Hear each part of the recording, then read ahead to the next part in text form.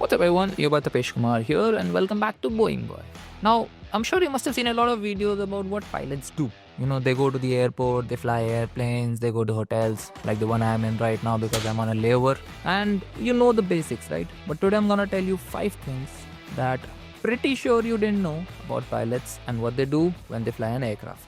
Let's get started. So I'm sure you must have heard of pilot briefings, right? Pilots brief amongst each other before takeoff, during cruise, before landing, where they discuss everything, weather, approach, takeoff, all details are discussed. But did you know pilots also brief the crew, the cabin crew? We tell the cabin crew a lot of things such as how is the weather going to be, what are the delays expected. We also tell them about the temperature, which is why they tell you before landing कि destination पे तापमान ये है. Also we tell the crew about some secret stuff which I can't share here, which is related to hijack of aircrafts and entry into the cockpit and multiple things. But before every flight and during the flight, the cabin crew are briefed by the pilots about a lot of details. Pilots have secret codes for when we cannot communicate with the ATC or we want the ATC to know about something going wrong on the aircraft, but we have no way of communicating and talking and telling them. We have some secret codes that we can dial in on the aircraft and the ATC automatically knows what is happening.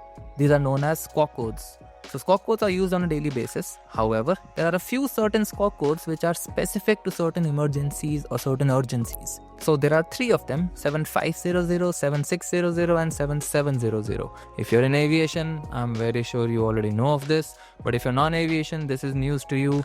These secret codes are entered on the aircraft and they tell the ATC ki, oh, something is wrong with this aircraft. So we use 7500 whenever there's an hijack. We use 7600 whenever we have a communication failure and we are unable to talk to the ATC.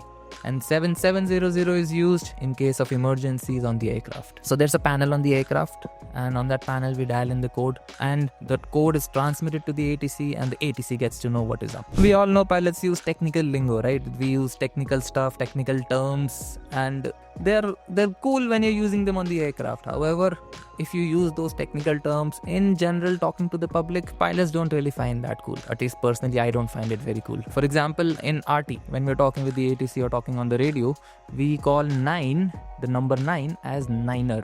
Now, in general language, when you're talking to normal people and if you say niner, it doesn't sound very cool to at least to seasoned pilots. And we don't prefer to use those aviation lingo terms in our general usage.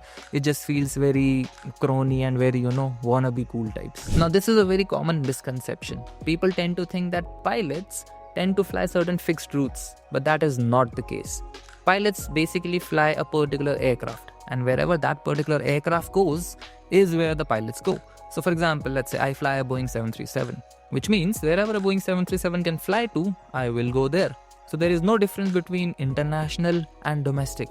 You can, from day one, once you complete your training, you can fly international flights as well. You can fly domestic flights as well. It just depends on what aircraft you're on. As a result, for someone who's flying a 737 or a 320 like me, we can operate international flights which are nearby to India, such as Middle East, Far East, Singapore, Kathmandu, Dubai, the likes. For someone who's flying a wide-body aircraft like a Boeing 777, they will mostly operate to either Europe or USA from India, or probably to Australia. For someone who's flying a smaller aircraft such as an ATR, would end up doing mostly domestic sectors because ATRs and smaller aircraft, they tend to do mostly domestic flights. So what routes you fly basically comes down to what aircraft you fly.